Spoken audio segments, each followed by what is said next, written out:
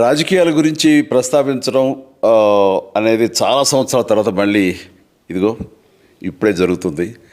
దానికి ప్రధానమైన కారణం తమ్ముడు పవన్ కళ్యాణ్, అలాగే చంద్రబాబు నాయుడు గారు తెలుగుదేశం నుంచి, బీజేపీ నాయకత్వం వీళ్ళందరూ ఒక కూటమిగా ఏర్పడ్డారు. అది చాలా సంతోషం, మంచి పరిణామం.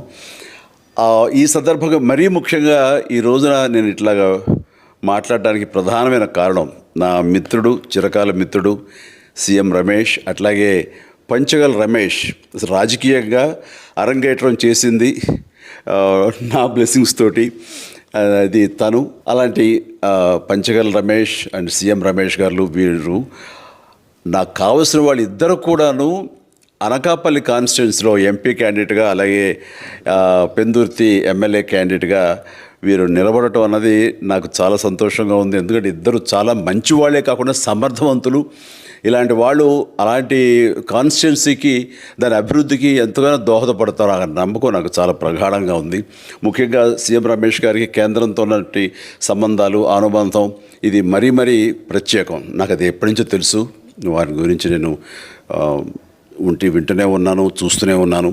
అండ్ ముఖ్యంగా ఆ కాన్స్టిట్యున్సీ, అనకాపల్లి కాన్స్టిట్యున్సీ అభివృద్ధికి ఈయన పరిచయాలు, కేంద్రంతో ఈయనకున్న సత్సంబంధాలు ఎంతో ఉపయోగపడతాయి. తద్వారా రమేష్ అలాగే మిగతా ఎమ్మెల్యేలు అందరూ కూడా ఎవరైతే అభివృద్ధి చేయాలి ఆయా ఎమ్మెల్యే నియోజకవర్గాలు అనుకున్నారో అవన్నీ కూడా సజావుగా సాగిపోతాయంటానికి దాని వెనకాల సీఎం గారి కృషి డెఫినెట్గా ఉంటుందంటే ఎలాంటి సందేహం లేదు.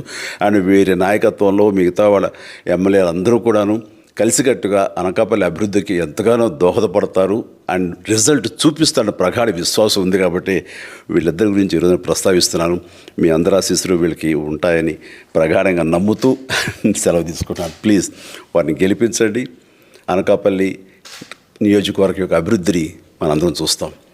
అంతేకాదు, నాది చాలా పెద్ద కోరిక, ఆంధ్రప్రదేశ్ అభివృద్ధి పథంలో ముందుకు వెళ్ళాలి.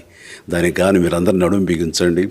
మీరందరూ కూడాను ఇలాంటి వారికి ఓటు వేసి మీరు గెలిపించి అన్ని రకాలుగాను మీ యొక్క ఆశీస్సులు వీళ్ళకు ఉన్నాయి అన్న భావాన్ని మా అందరికీ, ఆ నమ్మకాన్ని మాకు కలిగించండి. జై హింద్.